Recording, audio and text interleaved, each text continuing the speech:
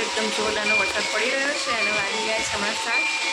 સો અહીંયા ચાલી રહી છે આરતી અને આરતી ચાલી રહી છે અને અહીંયા હું કામ કરી રહી છું. કેરી સમારી રહી છું. એકચ્યુઅલી આજે ડિનરમાં ખાલી પાણીપુરીનો પ્લાનિંગ કર્યો છે.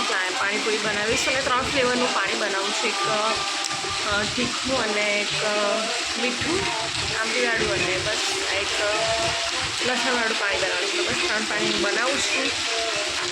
2 પાણી તો અમે રેગ્યુલર બનાવીએ છીએ પણ લસણનું પાણી આજે હું ફર્સ્ટ ટાઈમ ટ્રાય કરું છું. તો જોઈએ કેવું બને છે. ઓકે સો અહીંયા સિંગલ ને અહીંયા થઈ રહ્યું છે મારું કેરી સમારવાનું ને અહીંયા લસણ ફોડીને રાખ્યું છે. Okay so bus let's start. અને બહાર એટલો ખાસ વરસાદ પડે છે ગાઈસ.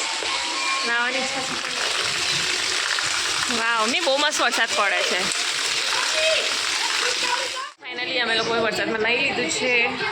ટી શર્ટમાં બીજી પહેરી દે એટલે ફરી પાછી આ ટી શર્ટ પહેરી દીધી અને વાળ થોડા ભીના છે એટલે બસ આ ટવલ બાંધે છે. મેં એને મમ્મીએ નાહ્યું છે અને વિવાન વરસાદ બંધ થઈ ગયા પછી ઉઠ્યો છે. બસ કપડાં નથી પહેરાયા. અહીંયા મમ્મી ટીવી જોઈ રહ્યા છે. સો બસ હજી મારો ભાઈ આવ્યો નથી. આવે એટલે જવું છું મારે બહાર. હું જઈશું હું મમ્મી જઈશું બહાર.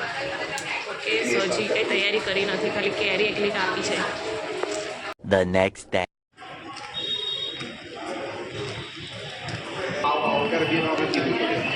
6 hours later.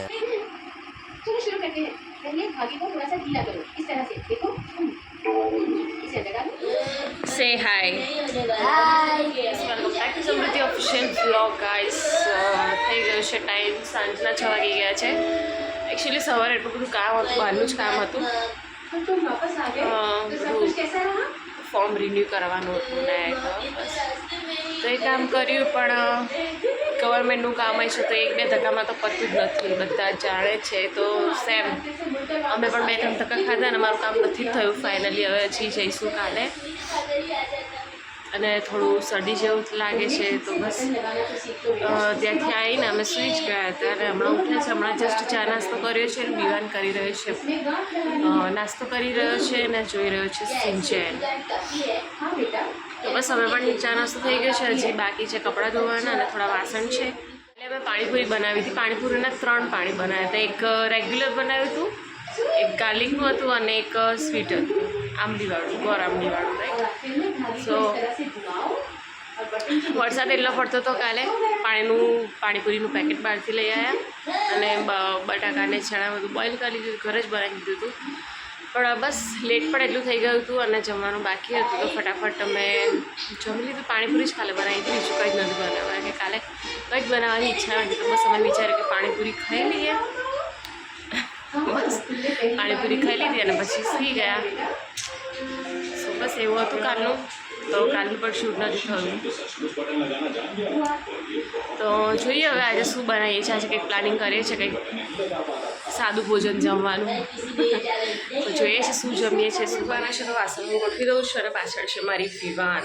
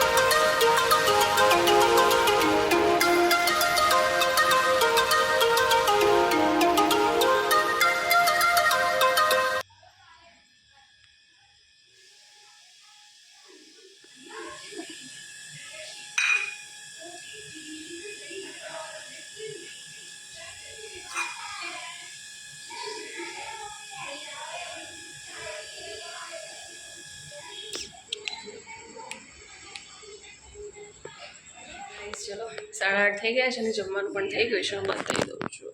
શું છે? દાળ, આમાં છે ભાત અને આમાં છે ડુંગળી બટાકાનું શાક. હું અને મમ્મી જઈએ છીએ વિવાનના ઘરે કારણ કે એના ઘરની ચાવી અમારા ઘરે રહી ગઈ છે. સો હવે હું મમ્મી આપવા જઈએ છીએ વિવાનના ઘરે. લોકો આવીને જમીશું.